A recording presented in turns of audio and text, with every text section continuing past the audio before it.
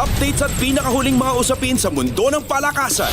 Atin ang pakinggan dito sa Ang Pilipinas Ngayon. Mag-uunahan ang Magnolia at San Miguel na makuha ang unang panalo sa Game 1 ng 2023-2024 PBA Commissioner's Cup Finals na gaganapin sa Mall of Asia Arena sa Pasay City. Nakapasok sa finals ang number 1 seed na Hotshots pagkatapos talunin ang Phoenix sa kanilang serye sa semis 3-1 habang winalis ng number 2 seed Beermen ang sister team at reigning champion Barangay Ginebra 3-0 sa kanilang sariling best of 5 semifinals. Sister team din ng San Miguel ang Magnolia at ito ang unang paghaharap nila simula pa noong 2019 Philippine Cup Finals kung saan umabot ng do-or-die Game 7 ang kanilang serye na pinagwagian ng Beermen 72-71. Noong 2019 ay nakilala ang Death 5 ng San Miguel sa pangunguna ni 7-time PBA Most Valuable Player Junmar Fajardo, Arwin Santos, Chris Ross, Marshall Lassiter at Alex Cabagnot. Mas malakas na ang koponan ng San Miguel ngayon, lalo na't maganda ang ipinapakita ni Import Benny Boatwright Jr. kasama pa ang mga batikang local players na sina Jericho Cruz, Don Truliano, Jeron Teng at Terence Romeo.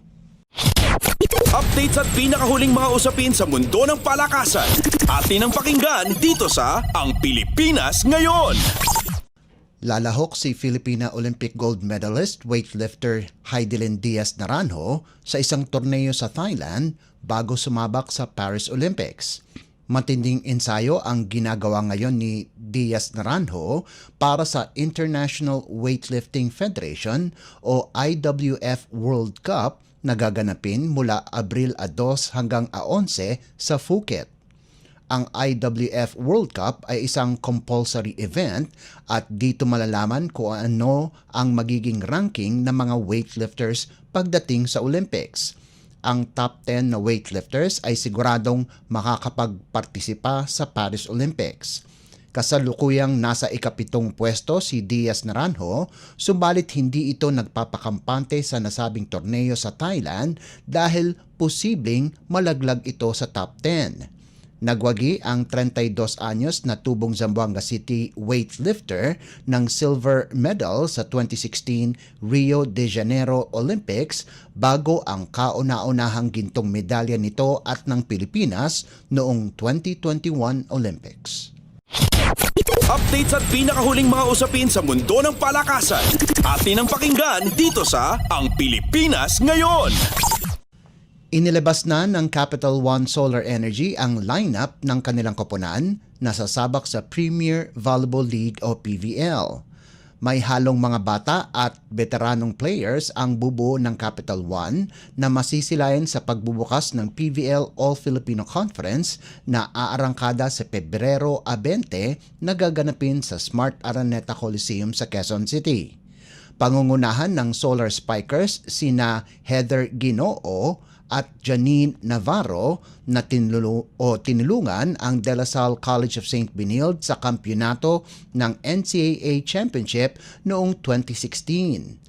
Kinuha din nina team owners Mandy at Milka Romero, pati na rin si veteran coach Roger Gorayev ang serbisyo nina dating De La Salle University player Arian Layug, Jorel Singh ng National University at Janeka Lana ng University of the East para sa karagdagang opensa.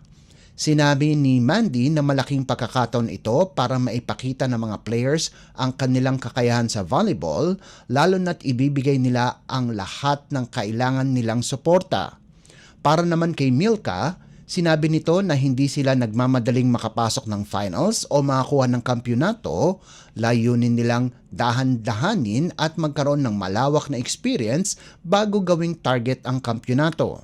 Ang iba pang mga miyembro ng Capital One ay sina Rovi Instrelia, Renesa Melgar, Sydney Niegos, Lourdes Clemente, Shaira Umandal, Cathrina Dizon, Kath Villegas, May Makatuno, Jel Quizon, Rica Rivera at Bingle Landicho. May 5 pang players ang kanilang kukunin bago magsimula ang liga, kasama na ang tatlong batikang players. Updates at pinakahuling mga usapin sa mundo ng palakasan. Atin ang pakinggan dito sa Ang Pilipinas Ngayon. At yan ang pinakahuling balita sa larangan ng palakasan. Para sa Radyo Pilipinas World Service, ito po si Leo Magpayo. Magandang araw.